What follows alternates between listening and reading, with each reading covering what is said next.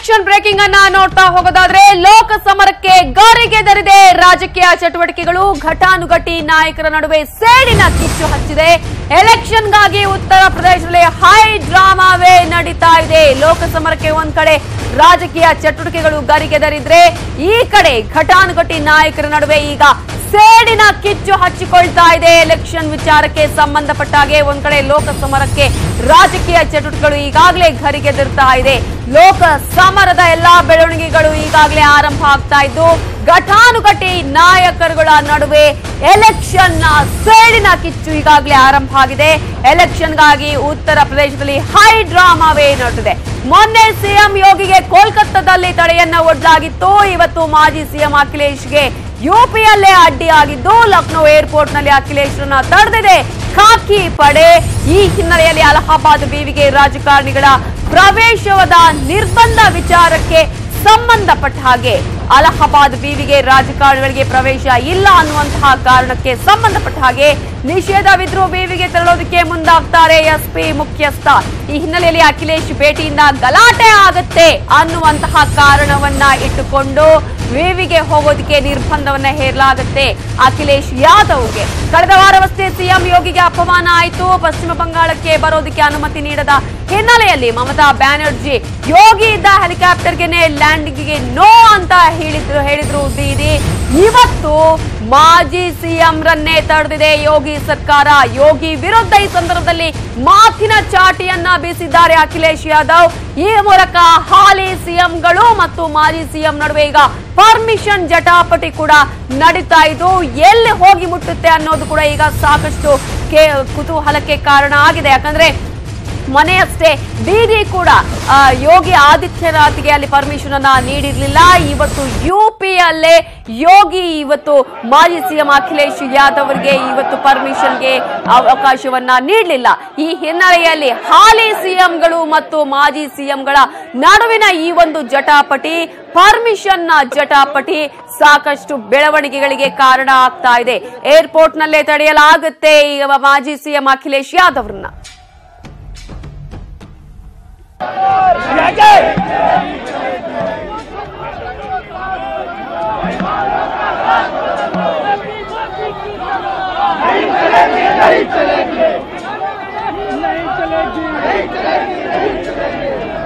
Hello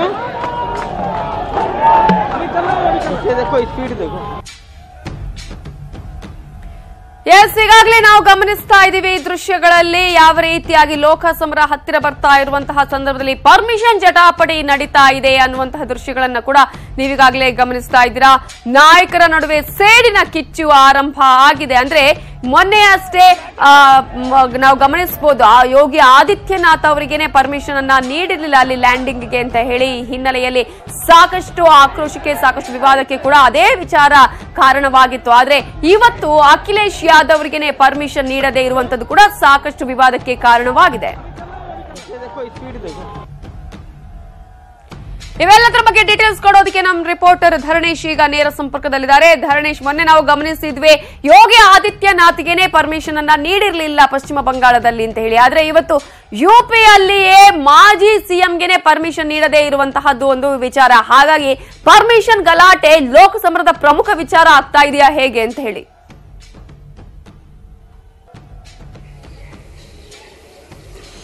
Lok Sabha ಚುನಾವಣಾ ಹಿನ್ನೆಲೆಯಲ್ಲಿ ಈಗ ಉತ್ತರ ಪ್ರದೇಶದಲ್ಲಿ ಒಂದು ಐ ಡ್ರಾಮಾ ಇವತ್ತು ಕಾಣಿಸ್ಕೊಂಡಿದೆ. ಅಂದ್ರೆ ಮೊನ್ನೆಯಷ್ಟೇ ಉತ್ತರ ಪ್ರದೇಶದ ಮುಖ್ಯಮಂತ್ರಿ ಯೋಗಿ ಆದಿತ್ಯನಾಥ್ ಅವರಿಗೆ ಪಶ್ಚಿಮ ಬಂಗಾಳದಲ್ಲಿ ಅವರ ವಿಮಾನವನ್ನ ಲ್ಯಾಂಡ್ ಆಗ್ಲಿಕ್ಕೆ ಅವಕಾಶವನ್ನ ಕೊಟ್ಟಿರಲಿಲ್ಲ. ಅದಕ್ಕೆ ತಡೆ ಒಡ್ಡಿದ್ರು ಪಶ್ಚಿಮ ಬಂಗಾಳದ ಮುಖ್ಯಮಂತ್ರಿ ಮಮತಾ ಬ್ಯಾನರ್ಜಿ ಅವರು. ಇದಕ್ಕೆ ಪ್ರತಿಯಾಗಿ ಈಗ ಬಿಜೆಪಿ ಕೂಡ ಒಂದು ಸ್ಟ್ರಾಟಜಿ ಮಾಡಿದೆ ಮತ್ತು ಒಂದು ತಿರುಗುಬಾಣವನ್ನ ನೀಡಿದೆ. ಇವತ್ತು ಉತ್ತರ ಪ್ರದೇಶದ ಮಾಜಿ ಮುಖ್ಯಮಂತ್ರಿ ಅಖಿಲೇಶ್ ಯಾದವ್ ಅವರಿಗೆ ಇದೇ ರೀತಿಯಲ್ಲಿ ಅಂದ್ರೆ ವಿಮಾನ ಲ್ಯಾಂಡಿಂಗ್ ಮಾಡಲಿಕ್ಕೆ ಅವಕಾಶವನ್ನ ಕೊಟ್ಟಿಲ್ಲ. ಜೊತೆಗೆ ಏನೋ ಅವರು ಅಖಿಲೇಶ್ ಯಾದವ್ ಇವತ್ತು ಅಲಹಾಬಾದ್ ವಿವಿಗೆ ಕಾರ್ಯಕ್ರಮದಲ್ಲಿ ಪಾಲ್ಗೊಳ್ಬೇಕಿತ್ತು.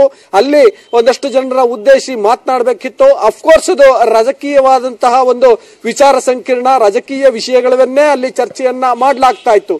ಆದ್ರೆ ಅಲಹಾಬಾದ್ ವಿವಿಗೆ ರಾಜಕಾರಣಿಗಳಿಗೆ ಪ್ರವೇಶ ಇಲ್ಲ ಎನ್ನುವಂತಹ ಒಂದು ಅಂಶವನ್ನೇ ನೆಪ ಇಟ್ಕೊಂಡು ಇವತ್ತು ಅಖಿಲೇಶ್ ಯಾದವ್ ಅವರನ್ನ ತಡೆದಿದ್ದಾರೆ. ಇದು ಒಂದು ಲಾಜಿಕ್ ಬೇಕಿತ್ತು ಅಥವಾ ಒಂದು ನೆಪ ಬೇಕಿತ್ತು. ಆ ಕಾರಣಕ್ಕೋಸ್ಕರ ಅಲಹಾಬಾದ್ ವಿವಿಗೆ ರಾಜಕಾರಣಿಗಳಿಗೆ ಪ್ರವೇಶ ಇಲ್ಲ ಅನ್ನುವಂತ ಕಾರಣವನ್ನ ಹೇಳ್ತಿದ್ದಾರೆ.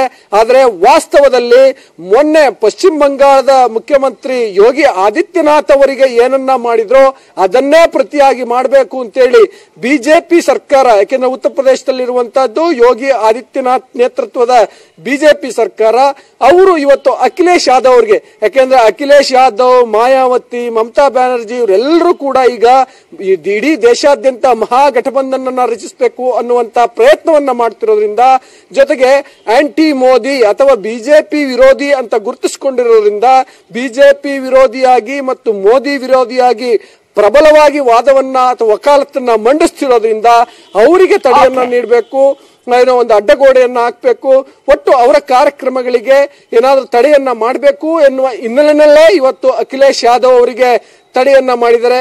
ಈಗ ಇದು ಒಂದು ರೀತಿಯಲ್ಲಿ ರಾಜಕೀಯವಾಗಿ ವಾಕ್ಸಮರಕ್ಕೆ, ವಾದ ಪ್ರತಿವಾದಕ್ಕೆ ಅವಕಾಶವನ್ನ ಮಾಡಿಕೊಂಡಂತಾಗಿದೆ.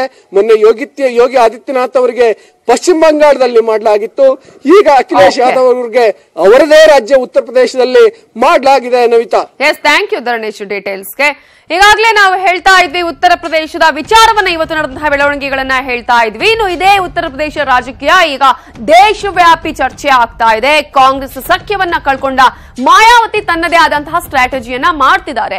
ಎಸ್ಪಿ ಬಿಎಸ್ಪಿ ಮೈತ್ರಿ ಆಗಿದ್ರೂ ಕೂಡ ಮಹಾಗಠಬಂಧನ್ ಬಲದ ಮುಂದೆ ಮಂಕಾದಂತೆ ಕಾಣ್ತಾ ಇದೆ. ಚುನಾವಣೆಯ ಹೊತ್ತಿಗೆ ಯಾರ್ಯಾರ ನಿರ್ಧಾರ ಏನೇನಾಗುತ್ತೋ ಅನ್ನುವಂತಹ ಕುತೂಹಲ ಕೆರಳಿಸಿದೆ. ಕಾಂಗ್ರೆಸ್ ಧೋರಣೆಯಿಂದ ಬೇಸತ್ತಿನ ಮಾಯಾವತಿ, ಎಸ್ಪಿ ಜೊತೆಗಿನ ಲೆಕ್ಕಾಚಾರವು ಉಲ್ಟಾ ಹೊಡಿತ. ಕಾಂಗ್ರೆಸ್ ಜೊತೆಗಿನ ಸಖ್ಯ ಕಳೆದುಕೊಂಡ ಮಾಯಾವತಿ ಅಖಿಲೇಶ್ ಯಾದವ್ ನೇತೃತ್ವದಲ್ಲಿ ಉತ್ತರ ಪ್ರದೇಶದೊಳಗೆ ಒಂದು ಘಟಬಂಧನನ್ನ ರಚನೆ ಮಾಡಿಕೊಂಡು ಹೊರಟಿದ್ದಾರೆ. ಆದರೆ ಕಾಂಗ್ರೆಸ್ ಜೊತೆಗಿನ ಮೈತ್ರಿ ಕಡಿದುಕೊಂಡಿದ್ದಾದ್ರೂ ಯಾಕೆ ಅನ್ನೋ ಆತ್ಮಾವಲೋಕನ ಮಾಡಿಕೊಳ್ಳೋ ಕೆಲಸ ನಡೀತಾ ಇದೆ. ಕಾರಣ ನಂಬರ್ 1, ಸಾಂಪ್ರದಾಯಿಕ ಮತಗಳ ವಿಂಗಡಣೆ. ಕಾಂಗ್ರೆಸ್ನ ಸಾಂಪ್ರದಾಯಿಕ ಮತಗಳ ಮೇಲೆ ಕಣ್ಣಿಟ್ಟಿದ್ದ ಮಾಯಾವತಿಗೆ ಇದೀಗ ನಿರಾಸೆ ಕಾಡಿದೆ. ಕಾಂಗ್ರೆಸ್ನೊಂದಿಗಿನ ಮೈತ್ರಿಯಿಂದ ಬರುತ್ತಿದ್ದ ಮತಗಳು ಇದೀಗ ಬರೋದಿಲ್ವೇನೋ ಅನ್ನೋ ಅನುಮಾನ ಮೂಡಿದೆ. ಕಾಂಗ್ರೆಸ್ನ ಮತಗಳು ಕಾಂಗ್ರೆಸ್ಗೆ ಹೊರತು ಇನ್ನಿತರ ಯಾವುದೇ ಪಕ್ಷಗಳಿಗೆ ಹೋಗೋದೇ ಇಲ್ಲ. ಬದಲಾಗಿ 10 ಪಕ್ಷಗಳಿಗೆ ಅವು ಚದುರಿ ಹೋಗ್ತಾವೆ. ಹೀಗಾದ್ರೆ ಬಿಎಸ್ಪಿ ಒಂದೇ ಪಕ್ಷಕ್ಕೆ ಹೆಚ್ಚಿನ ಬಲ ಸಿಗುತ್ತಾ ಅನ್ನೋದು ಡೌಟ್. ಕಾರಣ ನಂಬರ್ 2, ದಲಿತ ವೋಟ್ ಬ್ಯಾಂಕ್. ಮಾಯಾವತಿ ರಾಜಕೀಯದ ಭೀಮಬಲವೇ ದಲಿತ ವೋಟ್ ಬ್ಯಾಂಕ್.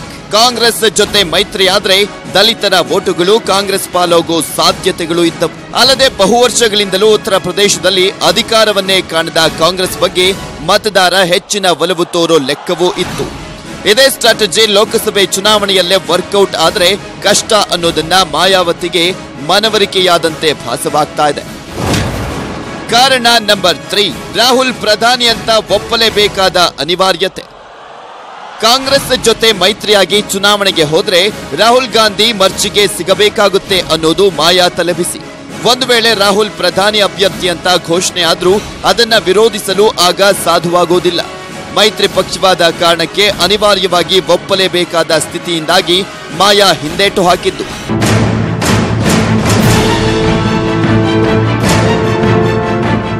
ಈ ಎಲ್ಲ ಬೆಳವಣಿಗೆಗಳ ಜೊತೆಗೆ ಮಾಯಾವತಿ ಬೆಂಬಲ ಇಲ್ಲದೆ ಯೋಗಿ ಆಡಳಿತದ ವಿರುದ್ಧ ಹೋರಾಡಲು ಸಾಧ್ಯವಿಲ್ಲ ಅನ್ನೋದನ್ನ ಅರಿತ ಎಸ್ಪಿಯ ಅಖಿಲೇಶ್ ಯಾದವ್ ಕೂಡ ಮಾಯಾ ಜೊತೆ ಕೈ ಜೋಡಿಸೋ ಮನಸ್ಸನ್ನ ಮಾಡಿದ್ರು. ಹಾಗಾಗಿ ಆಗಿದ್ದು ಎಸ್ಪಿ ಬಿಎಸ್ಪಿ ಮೈತ್ರಿ.